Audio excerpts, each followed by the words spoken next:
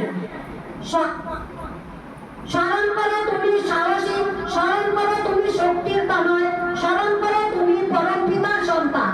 আগে সাহসী হও, অকপট হও, তবে জানা যাবে তোমার ধর্মরাজ্যে ঢুকবার অধিকার জন্মেছে।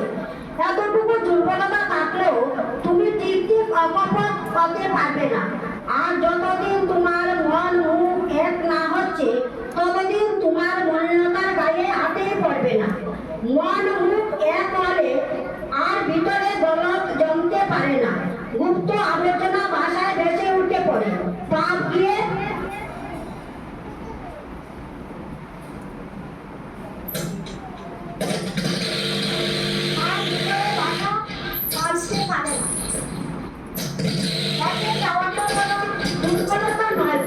কিন্তু চেষ্টা না করে দুর্বলতা।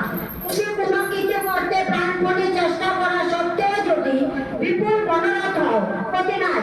তুমি চাবে না ওই অম্লান চেষ্টাই তোমাকে মুক্তির দিকে নিয়ে যাবে। দুর্বল মন চিরকালই সন্দিগ্ধ, তারা কখনই নির্ভর করতে পারে না, বিশ্বাস হারিয়ে ফেলেছে, তাই প্রায়ই রুগ্ন কুটির ইন্দ্রিয় পরবশ হয়।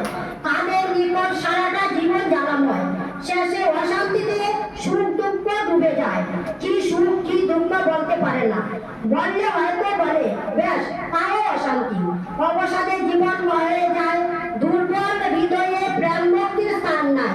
পরের দুর্দশা দেখে, পরের ব্যথা দেখে, পরের মৃত্যু দেখে নিজের দুর্দশা ব্যথা বা মৃত্যুর আশঙ্কা করে ব্যঙ্গে পড়া, এড়িয়ে পড়া বা কেঁদে আকুল হওয়া অসৎ দুর্বলতা।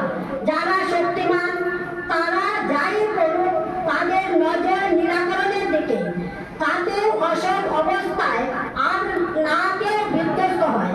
প্রেমের সহিত তার এই উপায় চিন্তা করা বুদ্ধদেবের যা হয়েছিল, ওই হচ্ছে সফল হৃদয়ের দৃষ্টান্ত। তুমি বলো না তুমি ভীরু, বলো না তুমি কাপুরুষ, বলো না তুমি দুরাশয়, পিতার